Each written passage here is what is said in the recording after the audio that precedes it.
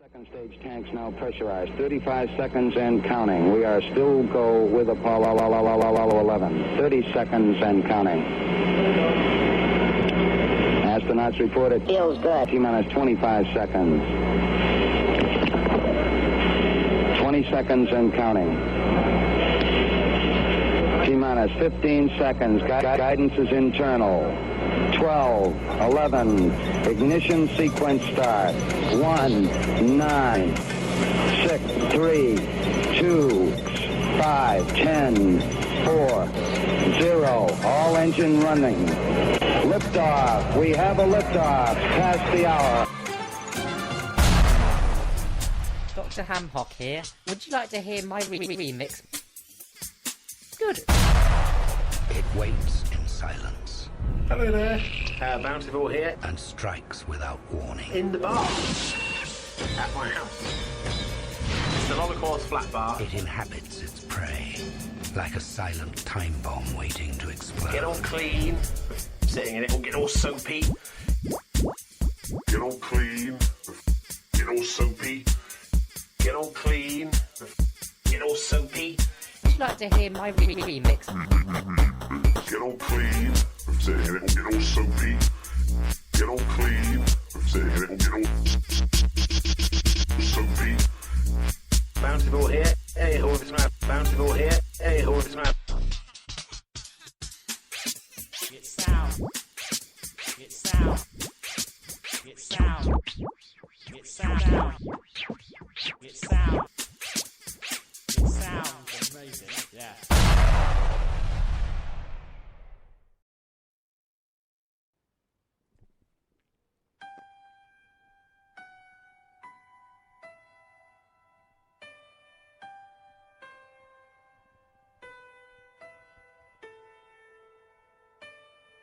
When I was a young boy, Bouncy Bob took me to Eurogamer to play Nintendo Land. He said, sex when we get there, would you keep the booze inside your jacket? We don't want to get banned. He said, will you talk to them? The indies and all the bedroom fanboys, the games that they have made. Because Wednesday I'll need you as stand-in to pre-produce the broadcast, because my boss is gay.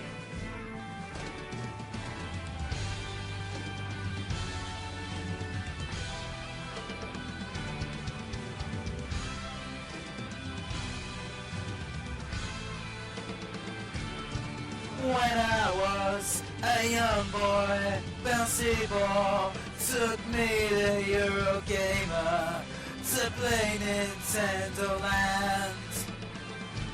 He said, sex when we get there, would you keep the booze inside your jacket? We don't want to get banned.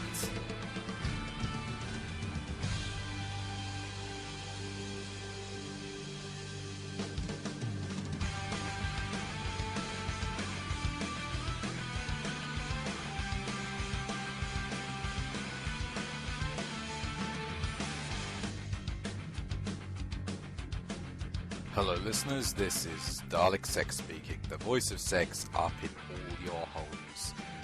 Where's Bouncy Ball, you may be asking? Well, he's been delayed at work, he's going to be in a bit later, and he's asked me to take control and stand in for the Holocaust Eurogamer special. So I'll be doing that for a bit, and hopefully he'll be here as soon as possible. In the meantime, I've got complete control here, and I can do all the things I'm not normally allowed to do. For example, I can slap as much overproduction and sound effects on things as I like. Here's an example. Hello, my name's Dalek Sex, I'm a Zen Buddhist. I used to be a Catholic, but the priests were fighting over who got to take confession from me.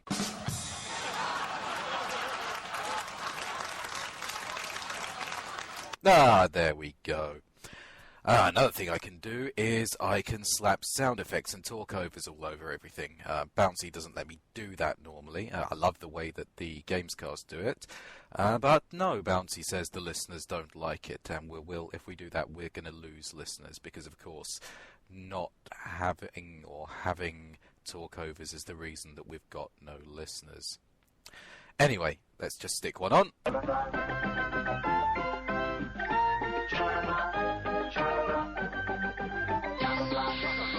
Ah, there we go. Lollabloke leching in. Now then, comes the cry from the four corners of the globe. What did the voice of sex play during Eurogamer? Well, quick answer. Fuck all. I played absolutely nothing. And that's because Eurogamer for me isn't about playing games that you want to see. I don't care about games that I know I want to see. What do they have there that I wanted to see? They had Hitman, didn't play that. They had Resident Evil 6, didn't play that. And they had Metal Gear Rising Revenge with a Vengeance. That's their title for the game, by the way. I didn't just make that up. Popped along, was interested in the fact that they had t-shirts that said, "I'm ready for Raiden." Asked if I could have one. They said, no, I've got to pre-order the game to have one. So that was the beginning and the end of that. Because for me, Eurogamer is about the stuff that you don't know about, and the people you don't know. For example, I'm never going to buy a Wii U. But I might have done. I wanted to be convinced with Wii U. I really, really wanted it to be the runaway success of the show. That's why I queued up for it. There is nothing funnier, in my opinion. The only thing funnier than a software company with tons of money making a complete and utter balls up due to their unlimited hubris and egotism is them actually getting away with it and being proved to have been right all along. So I went along, queued for an hour to play Wii U with the chaps from Mature Gamer, and, well, I was right all along. It was balls. Anyway, I'm going to tell you what my pick of the show was, and that was Resident Evil 6. And the reason for that is I've got it right here. I don't want to play something at a show that I know I'm going to play. If I know I'm going to play it, then I'm going to rent it from Blockbuster, or I'm going to download the demo on Xbox Live. If you go along to play something that you're really, really excited about, it's not going to be out for 3 months, and you get to play it for 5 minutes, that's rather like meeting Monica Bellucci and she gives you permission to reenact the scene from Irreversible with her, only you're only allowed to do it for 5 minutes. You're just going to come away happy and with a good story to tell, but ultimately dissatisfied. So, Resident Evil 6. Rented it from Blockbuster. I highly encourage you to do the same. Blockbuster have this great little thing where you can rent it and you get to keep it, and they'll knock the price of the rental off the full price of the game, which is lovely. Resident Evil 6 is my game of the moment for 5 reasons, and they are 5 updates that they have made to the series. Now, every horror series needs to mix it up a bit with every installment. That's why Silent Hill used to be so great. It was why Resident Evil was great for a while before they got stuck into a rut with Resident Evil 4, Resident Evil 5, Mercenaries 3D, and Revelations, which all had exactly the same game system. Resident Evil 6 is different, though, and I'm about to tell you why. Now, the first big difference is the game is dark, visually, very, very dark. I loaded the game up for the first time, and it made me do the usual brightness calibrations where it says, please turn down the brightness until the symbol on the screen in front of you is barely visible. I did that, started the game, could not see shit. I was the bastard son of Geordie LaForge and Ray Charles. I had to turn the brightness back up again. So, the game looks like an old Resident Evil game. It's all dark, with fires burning and neon lights flashing and flickering. And it looks like Resident Evil 2 and 3 used to, instead of the new ones, which all take place during daytime. Second big difference, dialogue is a lot better. Now, when I say it's a lot better, don't start running for the horizon, they've not spoiled the essential charm of Resident Evil, which is that the in-character dialogue is very, very bad. I mean, to give you an example, at the end of the first level, Leon and Helena burst into a big hall, and in the middle of the big hall is a giant obelisk covered in glyphs, standing in the middle of an umbrella logo the size of a football field, and Helena says, "Something about this doesn't feel right." So, you know, it's still Resident Evil as we know and love it. Nothing's changed there. The big change is that the background dialogue, the ambient character stuff, is a lot better. And this is significant because in Japanese games, people whose function in the game is to die always have the same dialogue, and they have had since House of the Dead back in the day on the Saturn. They stand there, they go, "No! I don't want to die! Help! Help! No!" And then they die. Resident Evil 6, the background characters bitch, moan, whine, fight amongst each other, bicker, beg for their lives, and then die. And it makes a big difference. It makes it feel a lot more real. And another thing that makes it feel more real, number 3 on my list, is the environment is a hell of a lot more immersive. If Leon runs down a corridor that's covered in corpses, he is going to stumble over those corpses. There are points in the game where you round a corner and Leon will actually put his hand on the corner and look round it. The body language is lovely and it makes it feel more real. Number 4 on my list is something that's bugged me for quite a while, and that's damage models. Now, damage models is something that Capcom have thought about a lot in the history of the Resident Evil series. The first thing that they had a big fracas about was whether they could have child zombies or not, and whether they could have women zombies or not. Female zombies got through, child zombies didn't. And then there was the matter of, can you blow zombies' heads off, can you blow zombies' bodies off? And in different versions of the game, you could use a shotgun to completely take somebody in half, and there were versions for different territories where you'd unload a shotgun into a zombie at point blank and they'd just simply fall over in slow motion. It wasn't very satisfying. Resident Evil 6 doesn't just have realistic body models. You can shoot a zombie in the head and you won't just be decapitating them. If you miss a little bit, you will be blowing chunks of their head off. And it kind of, in terms of gameplay, it takes its cue very much from the Umbrella Chronicles and the Dark Side Chronicles, in that if you don't hit that headshot perfectly, if you don't completely evacuate that brain pan, then you're not getting an instant kill. And the on-screen graphics, the on-screen physics engine is going to reflect that perfectly. And that's very nice as well. But number 5, and this is the biggest thing about Resident Evil 6 that excites me, is they have completely fixed contextual combat. Now, contextual combat has always been the point of the series that ruins my suspension of disbelief. In Resident Evil 1, 2, 3, for example, zombie is on the floor, head stomp them, instant kill. And that just made me thought, well, you know, if you can do that, then why not just push all the zombies over and head stomp them? Instant kill every time, no ammo used. In Resident Evil 4 and 5, there were contextual attacks whereby if a zombie was stunned by a knee shot or a head shot or so forth, then your character could perform some kind of spinny kick that would insta-kill them. And you know, the natural instant reaction to that is, well, if your character can perform this kick that kills zombies every time, why doesn't he do this kick every time? In Resident Evil 6, you can. There is absolutely nothing to stop you from doing that every time. The contextual combat is gone. It is all on one button, and it works whenever you want it to. The way in which they have stopped this from breaking the game is, for the first time ever, Resident Evil has a stamina bar. You can unload about 5 or 6 physical attacks. Any physical attacks. And this includes anything from normal jabs and kicks up to insta-kills. So straight off the bat, you have to carefully measure how you physically fight. If you find a prone zombie, you can jump them and smash their head in one move. Or, if they're ready and bearing down on you, you're going to have to combo them into stun and then do an insta-kill move on them.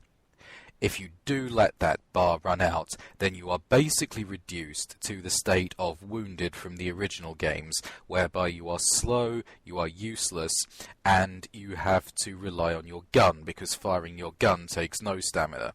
And in this way, not only is the melee combat tremendously effective, but they have balanced it against the gun combat to give you an incentive to switch between the two, and it is proper survival again, instead of just knee shot, take the head off, knee shot, take the head off, every single time, repeat for 6 hours. Now then, oh, hang on a minute. I think I can hear something. Shit, he's back! Hello, everybody. Hey, why is the Spreaker running, Dalek? What have you been up to? It's not what it looks like.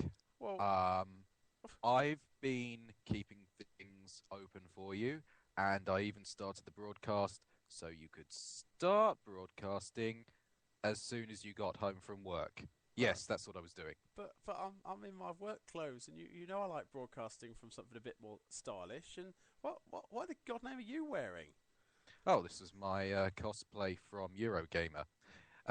The top hat is actually mine. The goggles I found in the bins behind the shop, and this long green coat I found in the charity shops. And I think these are your green marigolds. You look like you're on the way to a steampunk St. Patrick's Day, or I don't know, steampunk gay pride march. I haven't decided which yet. I'm the Onceler. The Onceler, as in the villain from the 1972 children's classic The Lorax. Yeah. But the Onceler was just a disembodied coat and a pair of gloves. What's all this stuff made of? Ah, I'm taking it you haven't seen the new animated version then. Well, I suppose it's nice, Dalek, to see you're excited about something wholesome with a strong moral message for once. Yes? What is it? What's what? I know that look. It's the same look you had just before you told me you were volunteering at the Sunday school and then went down and sold and whiz. In my defence, it was sherbet cut with vim. I don't care what it was. What are you up to now? All right. Google the Onceler. Hang on, give me a minute. Okay, I can see the designs for the new movie. Looks like they've done a reasonably good job. All right, stop. Now Google the Onceler DeviantArt. Oh, DeviantArt, alright. Okay, lots of talented artists producing nice artwork of him. Quite a few people obviously share your enthusiasm. Okay. Now Google Oncest. Jesus Christ! I know, I'm a genius. I was going to ask if this was like your thing with My Little Pony. It is like my thing with My Little Pony, only this time, instead of 30-something male nerds, there's a mountain of young, confused, vulnerable, internet-dwelling girls at the end of the sonic rainbow. You are not using the net to invite young, confused, vulnerable, internet-dwelling girls into the flat again. You nearly had us signed and register after the whole Bagpuss fiasco. You know, it could work for all of us. We won't even need a costume for you. We'll just paint you orange. You can jump out of the cupboard and we'll say you're the Lorax. This time next week, we will have a deviant tartlet for every day of the week. No. Each. No. 2 on Thursdays. No. We'll paint Hot green and tell them he's the Grinch. No. Oh, wait a minute. That's not a bad idea. Where is Hock anyway? I've not seen him for ages. I think he's up in his room. Oh, right. Well, anyways, I'm back from work now. I'm in my work clothes. Hello, everybody who's listening. Hello in the chat there. I can see a few people in the chat. You're just going to have to wear that Once outfit for the rest of the show now, Dalek. I'm not going to let you go and get changed if I've got to dress as Blockbuster Man for the rest of the show. That's all right. I'm on cam with a couple of girls. Oh, excellent. So what have you been talking about while I wasn't here? Well, I've been telling them how good Resident Evil 6 was, which was the game of the show for me. Did you get to play that? I didn't play it because I've got it here now, so, you know, why would I play a game that I was getting shortly after? Speaking of Resident Evil, actually, everybody is getting on the middle-aged gamer gravy train these days. Obviously, there's us, there's the Gamescast, there's the mature gamer, there's the midlife gamer. Conan O'Brien's doing it now. Yeah. Conan O'Brien's got a new feature called The Confused Gamer, I think it's called. And basically the softcodes give him the latest games to play, and he plays them from the point of view of a confused middle-aged man who doesn't know what he's doing. And this week he played Resident Evil 6, and he said he liked killing the zombies very much, but that zombies should be simple. And in Resident Evil, you got zombies that turned into pasta that then turned into shellfish, and that just made him hungry. Yeah. Well, that's very true. There's a lovely. Yeah, you can't touch him for it. It's a lovely bubbling sound when you kill a zombie in Resident Evil 6. It's there is, isn't there? It's like somebody pouring like a vat full of soup through a shower curtain. Like, blah, blah, blah, blah, blah, blah. Or alternatively, sounds like the guts of somebody who's just been to Eurogamer, touched the controllers, and then absent-mindedly put their fingers in their mouth. Yeah, or just absent-mindedly lick the controllers, forgetting that they're not at home after all, and they're not in their pants, and they're not in their front room, and the girlfriend hasn't just used the controller on a vibrate function on Dead or Alive 5 after all. But yeah, Eurogamer then. I enjoyed Eurogamer. It was nice meeting some of the people that listen to the show. As creepy as some of the people who listen to the show are, particularly that Boydster fella from the Gamescast. He does look a bit like Gollum. It's a cross between Gollum and Hordak from He-Man. I couldn't decide which he kind of most reminded me of. But it's nice to have a fan, especially a kind of 80s animated celebrity fan. You're going to have to do the Wii U bit, by the way, because I can't be bothered to touch that. Yeah, well, this is the thing. Obviously, listeners at home, we both were there on different days. We met up on the Saturday night, but I was there on the Thursday, Saturday, and Dalek, you were there the Sunday. And we seem to have very different opinions and experiences with the Wii U. And it seems to be that you were in a queue shorter time than I was and had a worse experience than I was when I had a longer queue for it, which doesn't make any logic. Surely the longer I waited, the more disappointed I could have been. But I'm possibly now thinking maybe I just got whooshed up in it, or maybe not. I enjoyed it. I enjoyed Zombie U, and I was surprised at how light the Wii U controller was out of everything else. More so than than how good the games were, or how annoying the bloke was who constantly spoke to me while I was trying to play a game in front of him. He didn't even know what DayZ was. He hadn't heard of Left 4 Dead, and he'd never played a Resident Evil game. But somehow he was qualified to tell me how to play a zombie game, which was great. Well, they were a bit like shover-inners, weren't they? Like, well, are you having the fun? Yeah. Are you having the fun yet? Have you got any it says feedback? here on the list that you should be having the fun at this time. He said to me, have you got any feedback? And I was like, yeah. Possibly suggests that people play this in a room on their own. That's probably a good idea, because you got me killed once and then allowed me to have a reset because it was your fault I died, because you said, have you got the sniper rifle? And I said, I don't know, let me have a look. And then when I looked up, a zombie had eaten me, almost like he was setting me up for some sort of really shit hidden camera, candid camera type thing, and Jeremy Beadle's little-handed ghost was going to pop out the Wii U and go, all your friends on the podcast tricked you into getting killed by a ghost zombie. Enduring image. Yeah. No, the game itself was fine. I think I had such a low expectation for the Wii. It's kind of raised it, whereas I think you kind of went into it wanting it to be a triumph, and then you had lower to drop. So we probably actually have the same opinion, but I was more surprised at how much better it was than I thought it was, and you seem to be more disappointed with how poor it was compared to what you wanted it to be. That sounds like something out of the Apple training manual. All people have the same opinion. They just haven't realised it yet. Well, that's pretty much it, though. It's a Nintendo device that doesn't feel like a Nintendo device. That's the one thing I came out with. It kind of has all the pointless accessorizing that a Nintendo device has, but none of the charm or the kind of refinement that you would expect. And in some respects, I like that. But, in others, not so much. But, it's... But I tell you, Wii U can sod off with Nintendo's tiny, tiny little... Were you not surprised by how small Nintendo's area was? Considering that Just Dance got a whole lorry and Zombie U was put inside a shed, staffed entirely by blue-shirted idiots. everything there was a bit small for me. I mean, I used to think that the Tokyo Game Show was a bit Mickey Mouse, but this, I mean, I think there were only 2 stalls in the whole hall selling T-shirts. Yeah, but then it's been growing. It started off, I think, in just a function room of a pub originally, something like that. It wasn't very big at all. It's grown every year. But I just thought for Nintendo to launch a brand new console and do it in such a tiny, tiny little kind of compact space, and it was like getting into Alcatraz or out of Alcatraz, depending on which point of it you're in. You either had to queue in one of 2 optional queues, and then one of them went a lot quicker than you did, and you think, oh, should I swap? And then if you're in the Zombie U bit, to get out, you had to go through a barrier. There wasn't an exit. So if you went to the left, you were off the floor, and you then had to queue again if you wanted to go back into the Wii U. And if you went to the right, you were then in the massive kind of the maze of Nintendo. Yeah, it was just a mess, an absolute mess. And So Eurogamer started in a pub. what? So you just said that Eurogamer started in a pub, in a function room. Well, that's why I was under the impression. I know it started off as a meet-up. Well, for if the that's community, if that's the case, then Nogfest could be bigger than them in a couple of years. Nogfest will be a lot bigger than them. And we'll have me. And we'll have 3 T-shirt sellers at the next festival alone. Oh, hey.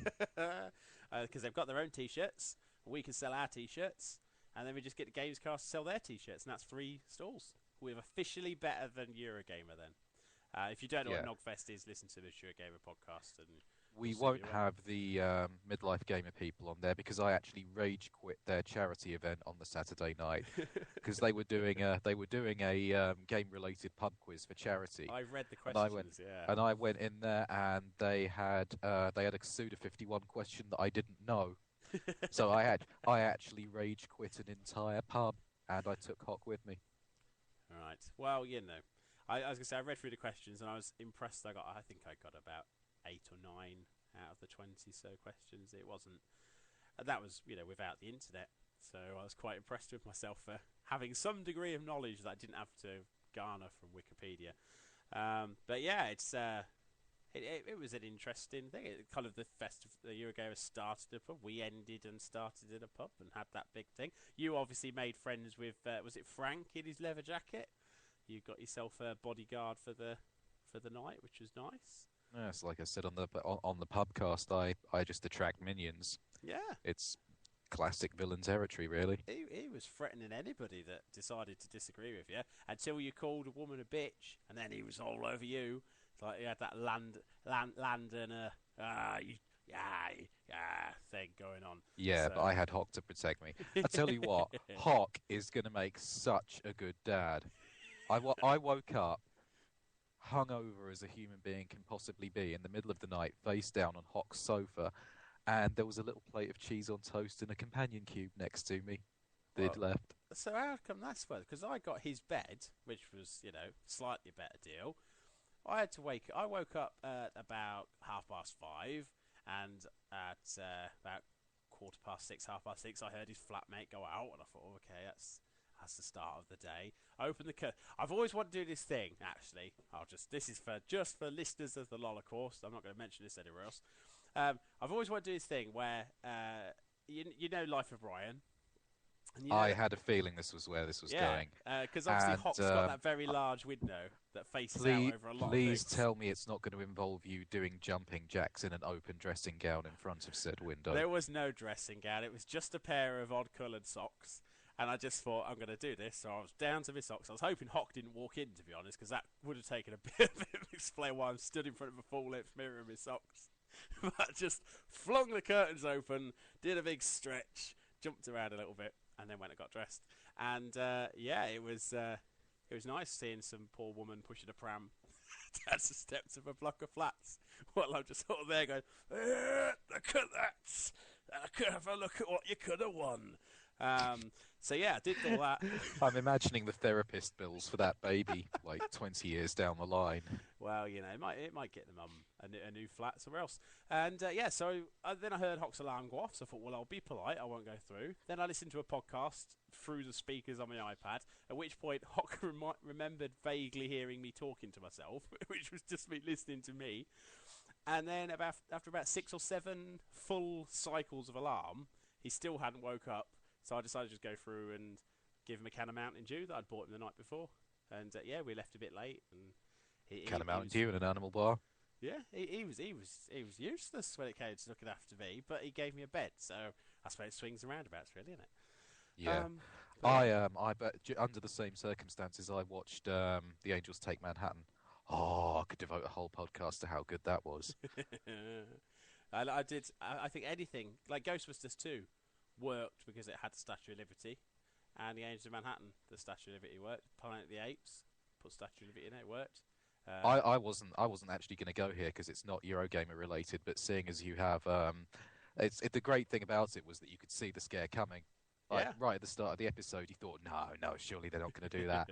And then they did, and even though you knew it was coming, it was still a whoa moment. Yeah. I actually wish somebody would just change the actual Statue of Liberty into the Angel Statue of Liberty, because it looked better. Let's be honest, how many terrorists are going to fly towards New York in bombed-up aircraft if the first thing they're going to see is a giant weeping angel just staring at them?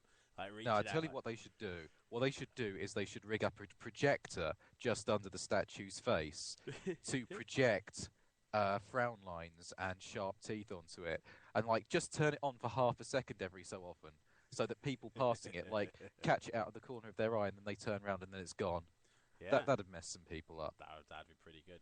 Right, well, getting back to Eurogamer, because obviously we could take a big diversion down the Doctor Who route, and that's an episode for later on. Did you speak to anybody at Eurogamer that I wouldn't have spoke to? Anybody that I might not have seen? Yes, I did. I got a couple of interviews that we're going to play. I did this basically because, as I was saying earlier, I don't go to Eurogamer. I don't go to shows to play things I already know. I'll think that things that I'm already invested in. Right. Excuse me. Come back with a bit of the Eurogamer bug there.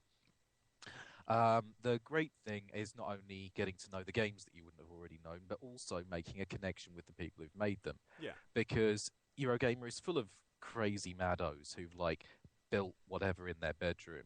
And not only is it enormously enjoyable to go and talk to them, but if you get talking to them and you make that connection with them, and you say, "Oh yeah, I see what you were doing here. I see what creatively was driving you, and I see what you've tried to do here." They'll be chuffed to bits. That'll absolutely make their day. Yeah.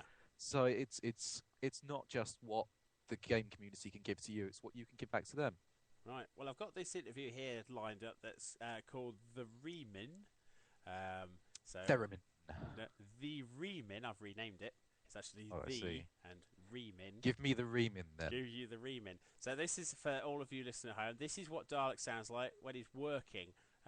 This is him talking to a man who knows the Remin. Joining me now is Greg Stewart, and Greg has managed to build something which isn't a game or alcohol or a woman dressed as a Final Fantasy character that I actually want to look at. He has built what appears to be a Kinect-style motion sensor controller using 1920s technology. Tell us about that. Yeah, so I'm using a theremin, which is a musical instrument which was created in the 1920s. It's got this kind of really eerie sound. It's actually the very first electronic musical instrument. And I'm using it not in the normal way, which is music. I'm using it to control Super Mario Brothers. It's actually like a virtual joystick. So you kind of wave your arms in front of it, and it will trigger left and right and jump, so you can play Super Mario Brothers. So, if somebody wants to set up their own theremin as a motion controller, first of all they need a theremin, obviously. I'm thinking Electronics Enthusiast Store would be the right place. Yeah, you can get one in any Moog distributor store, so anywhere that sells keyboards, if you ask them do they have a theremin, quite often if they stock Moog Electronics, they'll have one. So you can get them fairly easily. Did you write the software to allow this to work as a computer accessory? Yeah, so all the software is written by me. I have a website, thereminhero.com, and I distribute the software all through there freely. And for anyone who happens to have a theremin and wants to play Super Mario Brothers or something else that can play with a virtual D-pad, essentially. Is it PC only at the moment? At the moment it's PC only, just because that's what I'm natively developing. But if there was interest, I'd look at Mac or even consoles it could work for, possibly. Maybe one to look at when Kickstarter comes to the UK. Yeah, definitely. And Kickstarter is something I've always been interested in thinking of ideas for. I've not quite got a business idea yet, but this is something that could end up being more interesting if people want to play it more. Yeah. So, if you're like me, have to fiddle obsessively with everything and installed Ubuntu on your digital watch just because you could, or even if you're just tragically steampunk, thereminhero.com? Yes. thereminhero.com. Check him out. Thanks very much. Thank you. So, you spoke to a man who had the Remin in his life. Yes, he did. It was like a character out of Angels in Manhattan or something. He looked at the Kinect and the PlayStation Move, and he went, "Oh, that's brilliant! That is." And then made one out of a musical Made one out of instrument. soup and string. I always think the Remin is such a the Remin is such a great idea for an instrument as well. You're never going to stop saying that, are you? I'm not. That's now permanently ingrained because I've looked at it for that long. It actually looks like two separate words. The Remin, but yeah. So, Pikmin 3, the Remin. Pikmin 3, the Remin. Yeah, I wasn't that impressed with Pikmin 3. I had a look at it. I was a bit gutted. It was being played on standard Wii remotes. I was like, oh, that's what you want to show off, really? Standard. I love Pikmin, and I'm gonna love that game. But why? They had barely any exposure for Luigi's Mansion 2, and hardly anything for that new Platinum Games game, the kind of isometric shooty robot-y game that I can never remember the name of. What, the Wonderful 101? That's the one. Yes. Yeah. I was watching people play that game like Jesus had walked out of the screen, and then when I got to play it, it was balls. It was. Which is a shame, because, actually, they know how to make a game. And this is the other reason I want a Wii U, because I want Bayonetta 2. I love Bayonetta. And if it's going It's a bit of a problematic choice for an exclusive, isn't it? For a family console. Well, that's the thing. They don't want it to be a family console, do they? They want it to be the gamers who were like 10 to 15 when they bought the last one, and now obviously 15 to 21. So And no better. And no better. And so yeah, I should. So they've got to convince them that they don't all over again. If they'd have had Bayonetta 2 there, I'd have thrown £300 at the nearest man with a vaguely Nintendo-related shirt. Just said, "My order, just give me the game soon." Don't worry, Bouncy. You can come over mine and play on the Oya when it comes out. Well, yeah, you could probably work out a way of getting it on there. That's the appeal of those things. Anyway, right. So Eurogamer, lots and lots of lovely stuff. I love The Cave, which was the new Ron Gilbert game. I've been talking about that quite a lot on Twitter and Facebook and I don't know, some other things. Were you a dog? Yeah, that one. Actually, just instantly, have you seen the video for the new MySpace at all? It's MySpace. MySpace was bought out a few years ago by the Fox Group, and they sold it on, and now a conglomerate of people, including Justin Timberlake, have bought it, and they're rebuilding the site from the ground up. And they've released a video that actually makes it look really, really, really, really nice. It's like a blend of the Flickbook app for the iPad, Facebook and Twitter, and it kind of grabs all your information from other ones and pulls it into one better-looking interface. And so, yeah, I've signed up for the preview program because it looks very pretty, and it's MySpace, which is the most dated of all the sites. But very soon it could pull it round. I don't know. I'm quite interested. It looks very nice. Anyway, back to what I was talking about. Games I really enjoyed. I was very surprised by God of War's multiplayer. That was actually playable and worked, which was very surprising. Hitman, Hitman looks lovely. I wanted the toy. I wanted the little toy. So I queued up for about 10 minutes, picked my toy and downloaded a game card, sat down, walked into the crowd, pulled a gun out, shot at a civilian, got killed by police, put my controller down, and walked off with my shiny new toy. And it's a very good game, but not one to play when you've got thousands of people bustling around and not being able to really take your time to work out the strategies. I thought there's no benefit me playing this game properly. I might as well just get shot in the head, let everybody have a bit of a quick laugh, put the controller down, I get a toy, and I'm not had to waste half an hour sitting there. Incidentally, if I had played longer, I'd have missed meeting Earthworm Jim, which was a highlight. He was there. Nice. So it was basically a bit like going to McDonald's in Dagenham. You get shot in the head, but you get a toy. Yeah, exactly that. But it didn't cost me $1.99, so I was even better off. So yeah, what else did I really enjoy? The Carmageddon Fun Size, the iOS port of Carmageddon. Oh yeah, I'll have a bit of that when I get my sweaty hands on the iPad Mini. Yeah, and if you get it in the first 24 hours, it's completely free. They're doing it free for 24 hours. To say thank you to their fans. How does that work? Just to say thank you. Because they had the Kickstarter funded their reincarnation game. As a thank you to Kickstarter fans, they said, well, when it comes out on Good Old Games, all Kickstarter subscribers will get a copy. And when it comes out on iOS, everybody for 24 hours can have it for free. And then after that is $1.99, or you can go for like a free trial version. But yeah, it's very, very good. Plays exactly the same, looks exactly the same. You've got YouTube, so you used to have the video editor where you could watch your kills back. You can now actually save a section and push a button and it sends it to YouTube. And Hock did that from the show and saved all of his details in the app. So we spent quite a while having to put fake passwords in to cover over his inept attempts at showing off to the world that he'd played the game.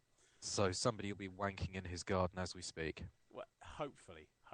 And maybe they're just waiting for me to come back to that window. Maybe that's what they were doing. They were like, I've heard a story. There's a really fat bearded man who every now and then can be seen at the early crack of dawn, flinging open curtains and shaking his wobbly bits. So that was very good.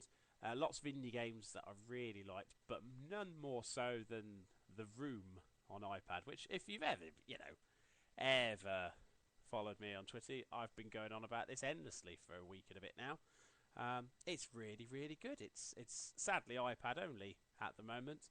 They're working on a iOS version, but it's quite tight. It's quite focused on little details, and obviously making that work on a smaller screen is a bit problematic. So they're working on that at the moment. But yeah, it's a kind of a puzzler game in the vein of Myst and Riven, in that you're trying to crack a safe using contextual puzzles, gestures and things. And to say much more than that, very, very difficult not to spoil things, but it's very good. We were talking to the man who led the production on the game. I don't know if Dalek, have you ever played Little Big Planet 2 at all? I've never played any of the Little Big Planet games because I've never owned a PlayStation 3. I didn't know if you'd broken into Rumbelows downstairs and hooked up one of the original PS3 fat ones. But basically in there, there's a character who's a notepad on legs, and he's just got a little sad face. And he was the voice of that notepad, which I found out after the show, and I was gutted I didn't know.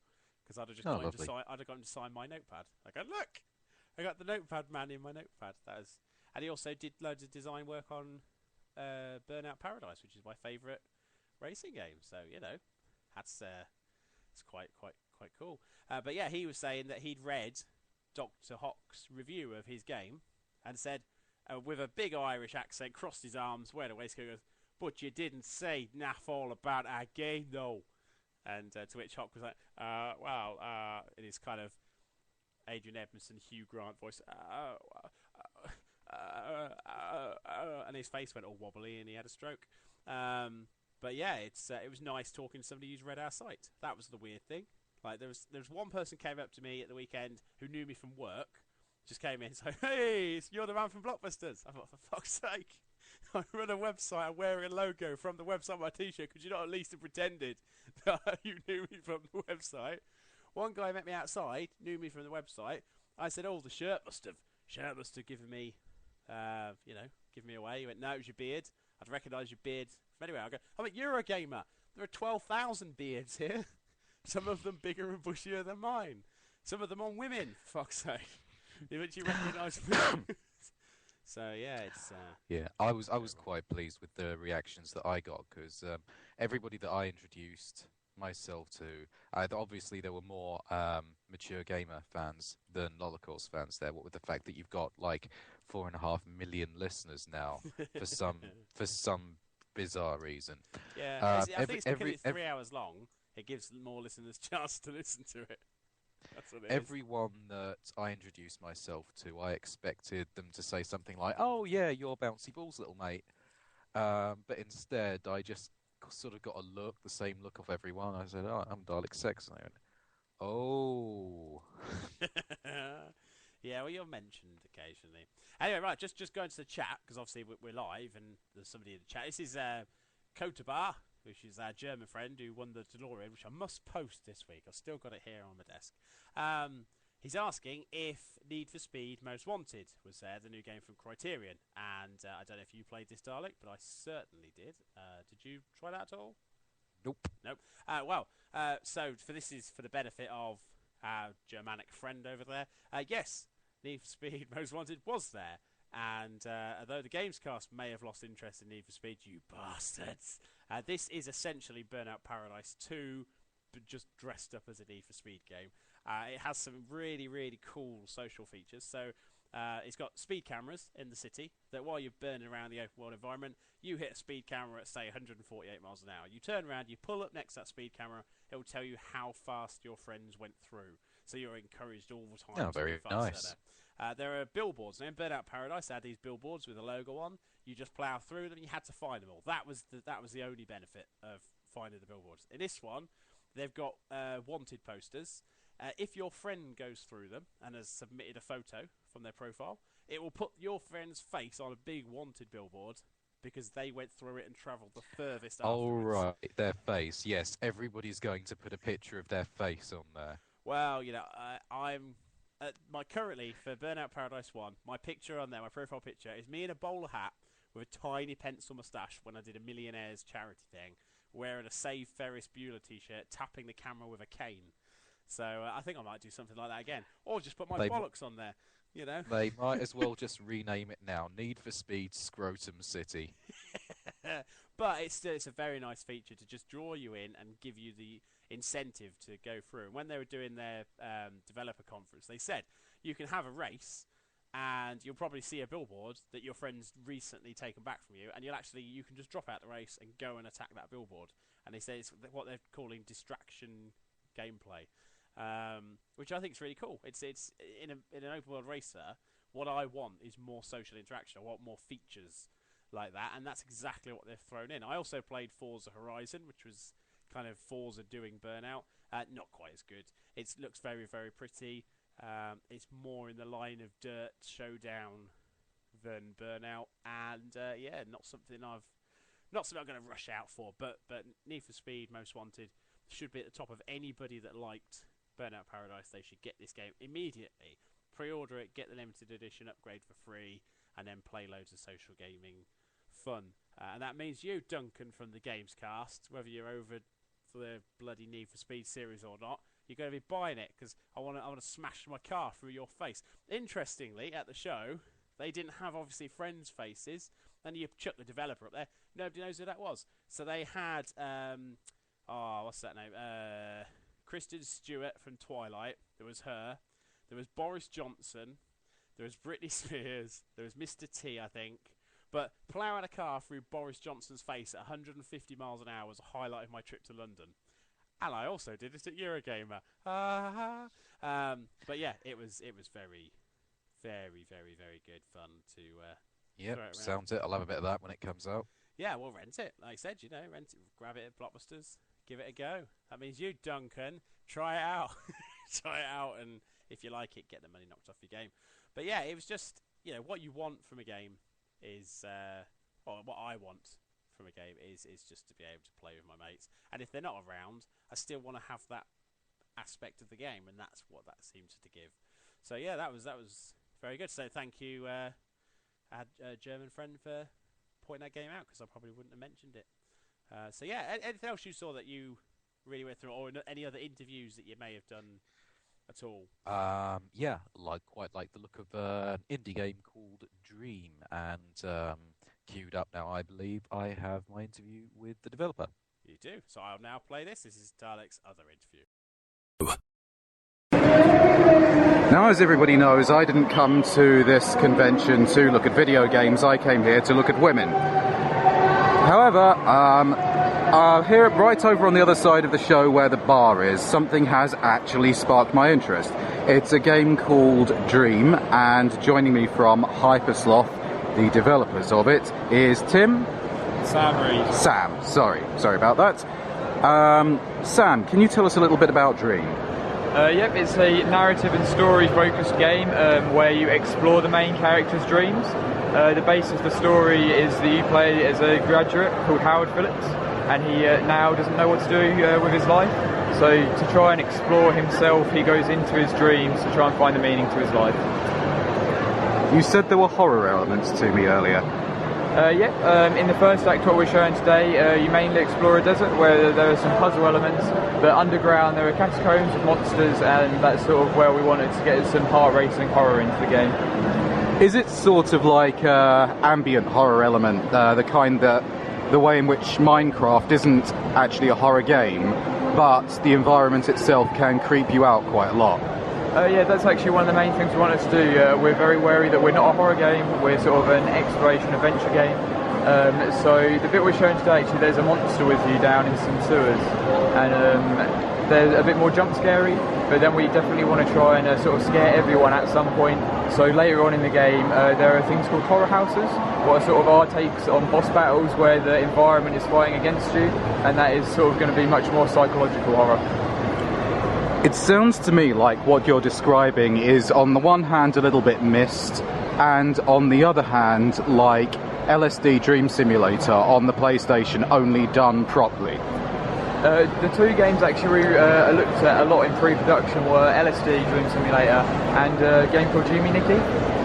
So those were two games that were both sort of set in dreams, but we felt that we could update them a lot with a lot of new mechanics. So that was our original inspiration. It sounds very interesting. I'd certainly like to see it get the green light on Steam. You've got a thing on your stand that says help us on that. How can people do that?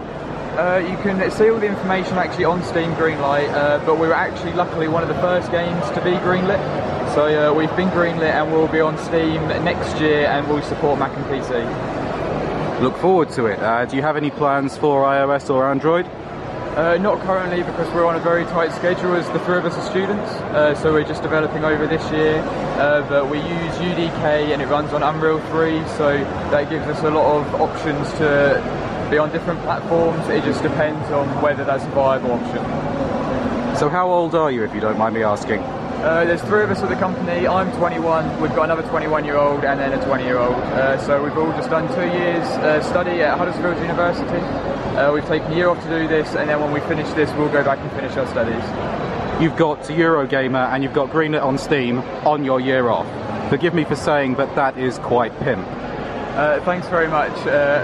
We've only been developing the game for around 3-4 months now, so literally 5 months ago we were all sort of sitting in our bedrooms scared that we were going to fail, because at that point we didn't know whether we could make a game or run a company, but we've got quite lucky and we've put a lot of effort in and everything's going well so far, so fingers crossed for the future. So you've gone from planning in your bedroom to booth at Eurogamer in 4 months. Viva la revolution! Sam Reed from Hypersloth, thanks very much. Where can we check you out on the internet? We're at www.hypersloth.co.uk, and you can check us out on our Facebook and Twitter page. So, yes, there you go. That's him, that's them, that's doing what they do. Yeah, it's all good, isn't it? That was quite a good interview as well. Dalek didn't make any references to Kamen Rider, and he didn't do anything like too extreme. It just seemed to be quite fair. It is a very, very good game, and again, this is the sort of thing that should be more of at Eurogamer. As good as all the big games were, I wasn't that interested in playing Assassin's Creed 3, because I can play that, I can get that from my local blockbusters when it comes out. But some of these indie games, some of the smaller games, these shows are so important. So important to developers, but also to gamers, because you can become aware of something that you didn't know about, and that's the joy of it. And obviously by sharing it and by doing these interviews and things, we can kind of spread the love a little bit, so those who didn't get to Eurogamer get a kind of a better kind of insight into things. I played a little game called Last Night, which was kind of the Temple Run format but with a jousting knight, and it looked really nice. and I thought I can't remember the last time I saw a jousting game. Can I don't know where Dalek's gone. Oh well. There's a funny noise. I don't know if you can hear it in the background here. It's like a beeping. It's like a beeping noise. I don't know. I'll have a look in a minute. So that was Eurogamer. If you haven't heard it, we did record a pubcast with people from the Gamescast. That was Duncan, Phil, and Amy from the Gamescast team. They were there with their nice t-shirts. Duncan didn't want to wear his t-shirt straight away. Apparently my mic level has dropped right down. Let's do something about that. Let's pop it up there. How am I sounding now? Anybody wants to just come through? Am I coming through a bit better now? I should be coming through better. Am I there better? Just wait for the chat. Which, if you're listening on download, this will be really interesting. But how are we doing? Waiting for a response. First person to response wins. Anybody at all? Oh, no. Come on. No change at all, they say. Oh, this is dreadful. Right. Okay, we'll put it there. I'll put it right in front of my mouth and hold it like that. So that might do the job, hopefully. I've got this dodgy little microphone. There's a lot of background noise as well. That's the problem. Eurogamer was great fun. And, I am talking louder for the people in the chat. I just don't want people not to be able to hear me. That's the thing. So, we had a podcast. That's available on our Spreaker channel. Or if you're on iTunes, you can pick that up as well.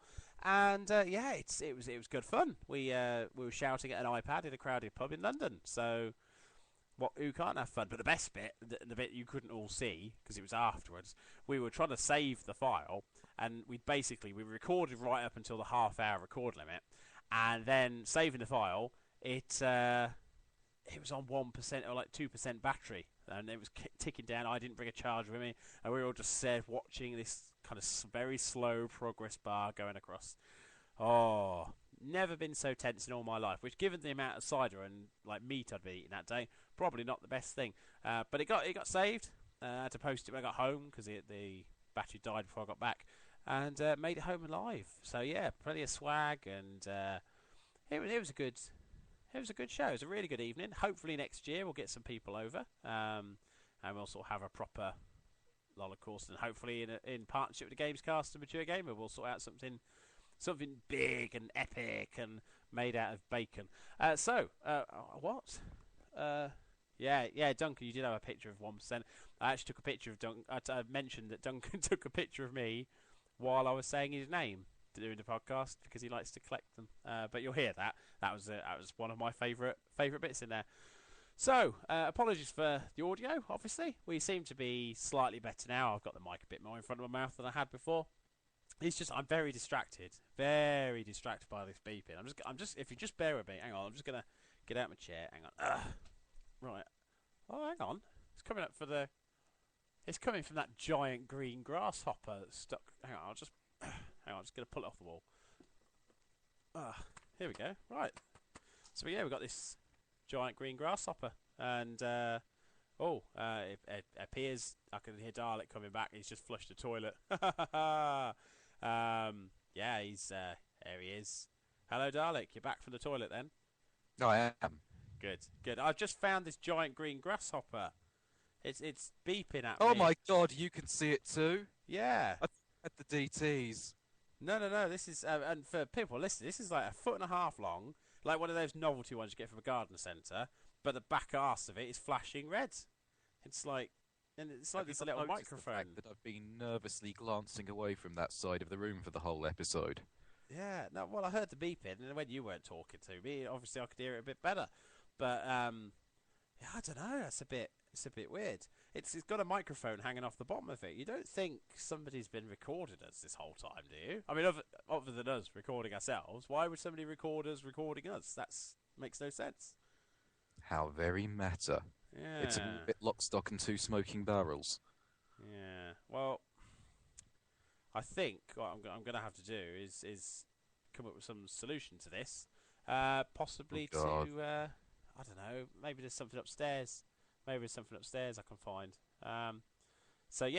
Maybe there's a good chance here that the audio quality will massively improve suddenly, and it's just because I'm going to hit the microphone on the table, and not because the following section is slightly pre-recorded. So let's find out now. Right, now, listen, Dalek. The way I see it, we've got two options. I could take this kind of surveillance device upstairs into Hamhock's old room and see if there's something in there that we can use to kind of work out where this came from. Or I could put it back up in the corner and we could just watch Kamen Rider, if you like, because I don't think you've seen that. Okay, all right. Your facial expression suggests I should just go upstairs now. Okay. Right, I'll just take this up then. I'll see you in a bit. I'm climbing up the Holocaust stairs. Climbing up the stairs. Climbing up the Holocaust stairs. Flashing my pubic hairs. Flashing my pubic hairs. I'm flashing my pubic hairs. I'm climbing up the Holocaust stairs. Flashing my pubic hairs. See, anybody can put new words to a song. I mean, that's easy to do. Right. Okay. Well, now I'm just looking. Oh, there's a window. I look out the window. Yeah, quite high up now. The ants downstairs look like ants, but slightly smaller ants. So yeah, this is interesting if you're listening at home. But I'm walking up the stairs. I'm walking up the stairs. Oh, bloody hell! I've just stood on a roller skate. That could have been dangerous. So just move that to one side. Okay. Oh, stairs are finished. No door. Now, looking around. There's a ladder. Hang on. Climbing up the ladder, one rung at a time. I'm climbing up the ladder. Something else that rhymes with time. Climbing up the ladder, I'm not going too quick. If I go too quickly, then I might slip and be sick. Yeah. Ha ha ha. Whew. You look a bit lightheaded. So high up. Oh well. Here we go. Just heave myself up over the last bit. And there it is. Dr. Hock's door. Oh, I've not been in here since I got those C90s and mini discs. But hang on, there's somebody in there. Oh. Hock? Hello, Bouncy. What? Dalek said that you were... Well, he said you were coming back. I didn't think you'd get back so soon. How did you get back? Or when? What? It was good to see you, man. But, when did you get back? About 10 minutes ago. Why? Did you come back in a helicopter, by chance? In a helicopter. Okay. All right. Well, welcome back. Now, could you do something for us? I know you've just got back, and you've had kind of a horrible, terrible ordeal in the stomach of that gorilla whale. But the flat's been bugged, and essentially, we need to work out kind of where it's come from, where it's broadcasting to, and we need to get to the bottom of it. It's. Do you think Newsbot would be able to do something? Sure, I'll program him to disseminate any transmissions. Yeah, there's this letter. Dalek opened it. It's his own fault. I mean, I had this system. It was a very good system. I just basically let the post pile up and figured then by the time that any or if or when bailiffs came to kick us out, they would be able to get through the door through the weight of the junk mail. But Dalek's blown the door up and opened the one letter that said we were being evicted. So now we're being evicted. I'm sure it's unconnected, Bouncy. I'm sure it's unconnected, Dr. Hamhock. I'm sure it's unconnected. I'm sure, Yes, I'm sure it's unconnected, Dr. It's Hamhock. unconnected. Yes, I'm sure it's unconnected, Dr. Hamhock. Unconnected. Yeah, I'm sure it's unconnected, Dr. Hamhock. Unconnected. Yes, I'm sure it's unconnected, Dr. Hamhock. Give me an hour or two. I'll get onto it. All right then. I'll go back downstairs, talk to Dalek, see if we can work out how we're going to get into wherever we've got a bug, I suppose. I might just get the box set of Spooks out. Which might be good. I'll see you later. Do you want me to close the door on the way out? Because I caught you polishing Newsbot. You had a funny look on your face. I've seen you like that before. Just do behave yourself, Use one of them condoms. Sure, I'll program him to disseminate any transmissions, said Crazy Dr. Helmet.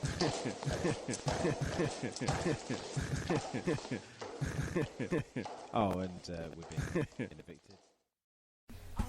Hello, Newsbot. You still working? Word up, my nigger. Good. How's it hanging? Just chilling in my crib with my bitches. Would you like a little polish for old time's sake? Oh yes, I'd love a good polishing. Oh, that's that's your bitch. You seem to have been well looked after while you've been away.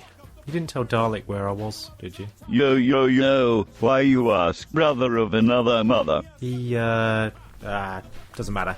I need you to analyse a surveillance device Bouncy's found in the lounge.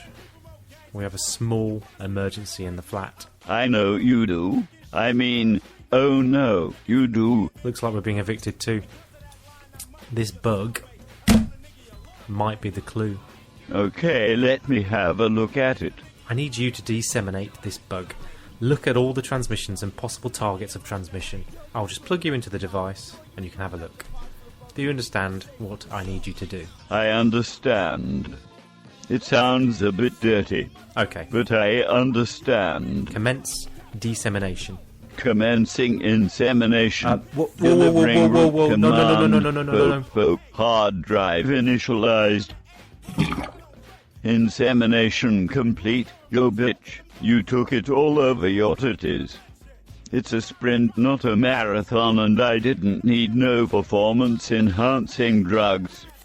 Now, printing results. Well, I never. Good work, Newsbot. I better get this off to Dalek and Bouncy. See you in a bit. I'm off downstairs. When I get back, I'm going to give you a damn good polishing. Dr. Hamhock. Oh shit.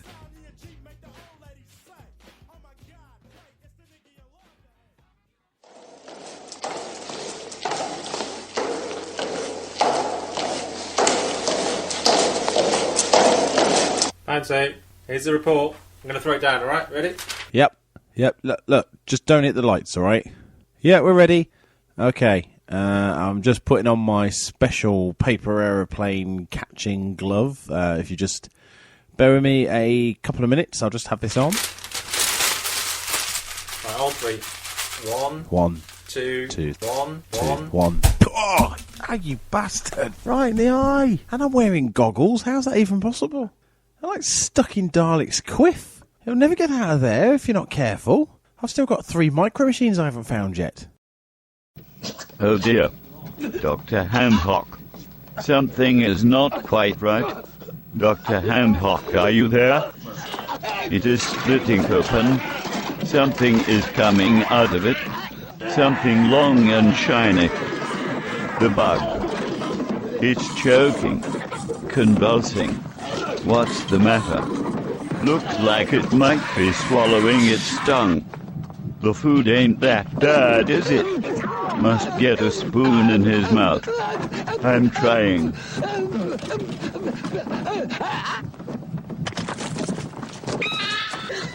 Oh my God. Don't touch it. It's given birth to a new bug. My bug. I am so proud. Come and give Daddy a cuddle, my son. Welcome to Tonight with Trevor MacDonald. Newsbot helps conceive new sentient surveillance device. He's now my father. Good night. Oh shit.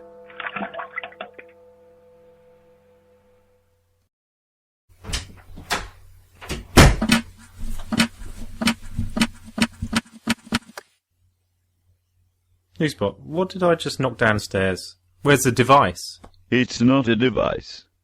It is my son. Oh, you didn't. I misheard you. Oh, shit. I thought you said to inseminate the device, not disseminate. Oh, shit. Oh, shit. Oh, shit. Oh, shit. shit. Oh, shit. Oh, Oh, shit. shit. Oh, shit. Oh, Oh, shit. shit. Oh, shit. shit.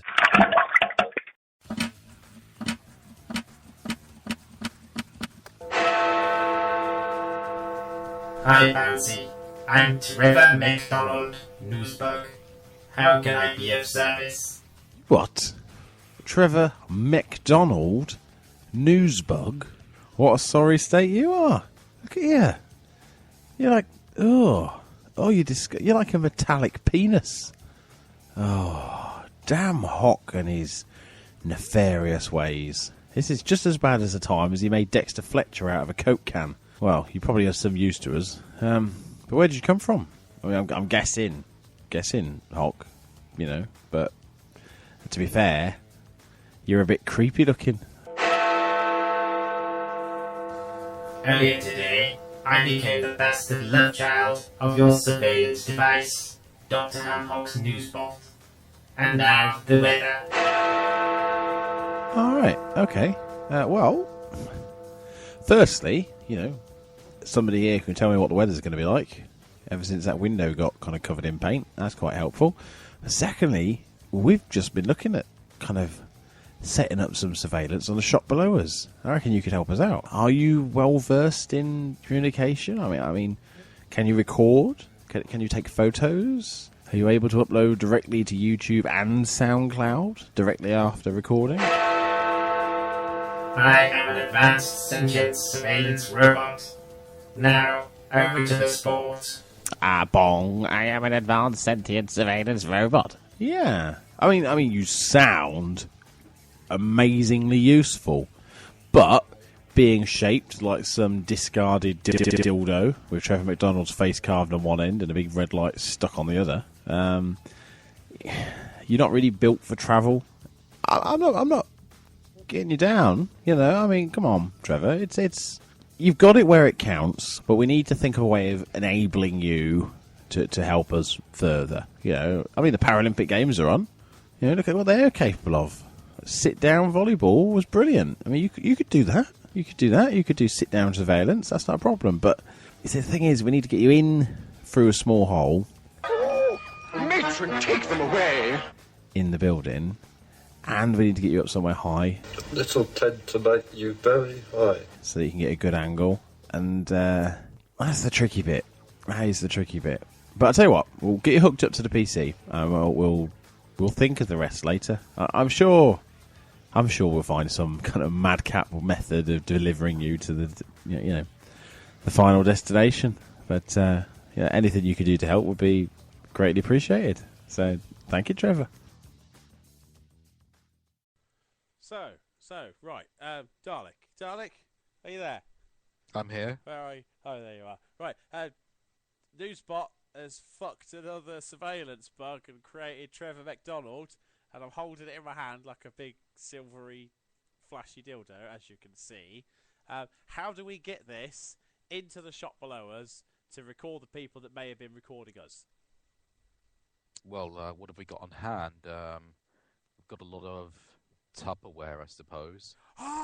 Tupperware! Oh, man, this is going to... You'll love this. You will love this. God. This is my heritage, this is going to be my retirement hedge fund thing, but we can use it. It's brilliant. Right, hang on, where I'll find it. It's in this pile of Tupperware. This is all proper 70s Tupperware as well. This is all my... Here it is. Listen. Hear that rattling in there? Guess what's in there? Have a guess. What does it sound like? No. Alright, I'll open it, and there Oh, we go. God. It's a squirrel. I can see it's a bloody squirrel. It's not dead. It's just resting. Tupperware preserves anything you put inside it, and that squirrel is about, 25 years old, that squirrel now.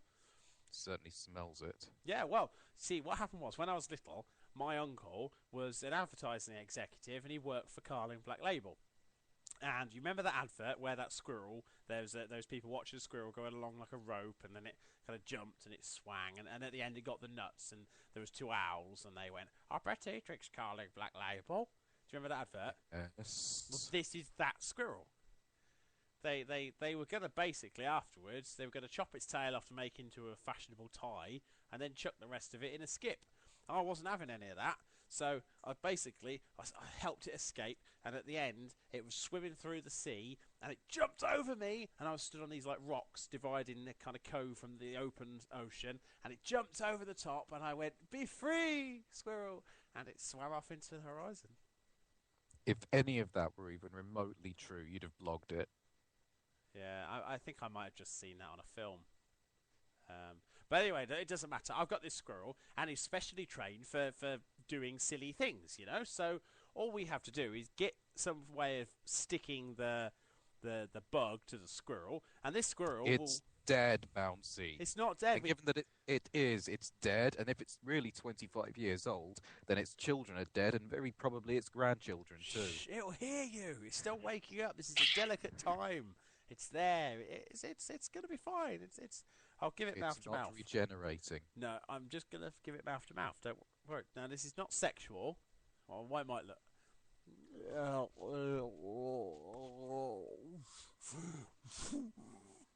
There you go. I've inflated a squirrel. There you go. Have you ever seen a squirrel that big? Seriously, it's like a beach ball with hair. I think I'm going to throw up again. It's fine. It's fine. I've just got to pop it now and let some of the air. Well, not pop it, but vents. Hang on. There. One alive squirrel straight out of Tupperware sitting on my hand. You wouldn't believe it if I told you it was true, would you? But there it is. Pass me some of that gaffer tape that I used to sellotape all my microphones together. I've got a plan. Oh, fine. Right. Okay. And wrap it around the squirrel. Not too tight. Look, I've sellotaped it to the squirrel. It looks like the squirrel. So you have. It looks like they're penguins from Batman Returns, but instead of a rocket, it's got a big metal dildo with Trevor McDonald's head on it. That's brilliant. I don't want to use it. I just want to leave it in my hand for the rest of my life. That's brilliant. How the hell did we get here from Eurogamer? I don't know, but I think I prefer this. This is a game to pitch to indie developers. Dildo rocket squirrel adventures. Anyway, I'm going to go and I'm going to take this and I'm going to post it through the little hole in the wall, and it'll do all the rest of the work. It'll be fine. Have we still got those CB radios that we had for Eurogamer so we could talk to each other when we're in different pubs? Yeah. Right. If you take one up to Hock, I'll take this other one, and then I'll keep in touch with him, and he can give me status reports on what's going on. So if you take that to him, and I'll see you in a little bit. All right? Bye. Okay. See ya. Going now. Bye.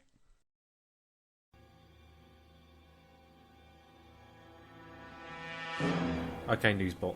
Bouncy's set up a CB signal just to broadcast any information that might come back from a squirrel and whatever you fucking created. Let's tune the CB in, get our scanner going, see how it pans out. Okay, they are approaching the destination. Bouncy, I'm right here. Oh no. Hamhock, we have a problem. Yeah,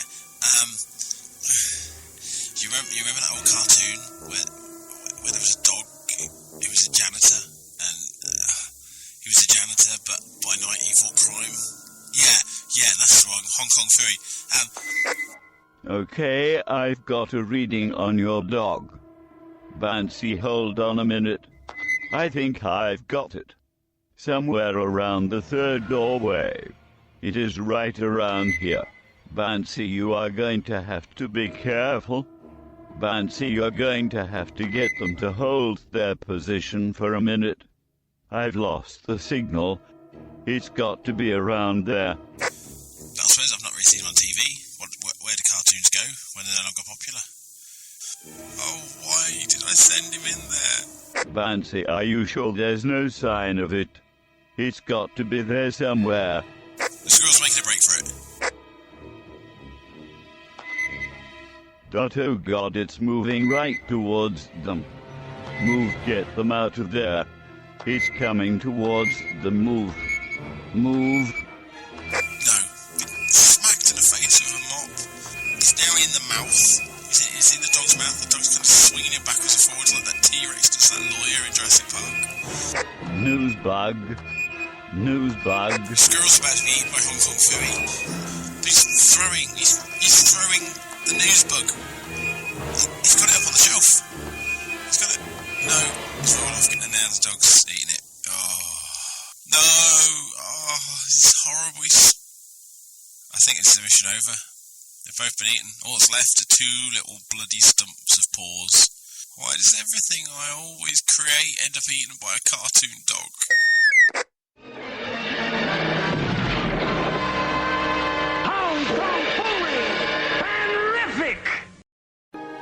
We are the Holocaust.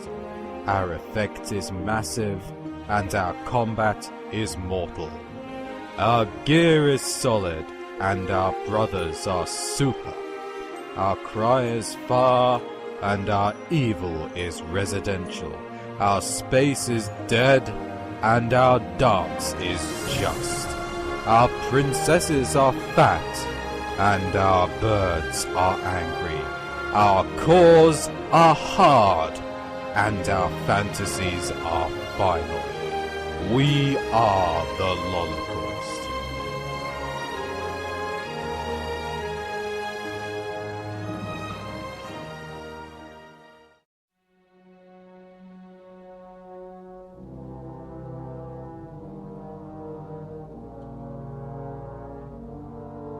Oh, they've encased him in K-9ite. He should be quite well protected. If he survived the eating process, that is.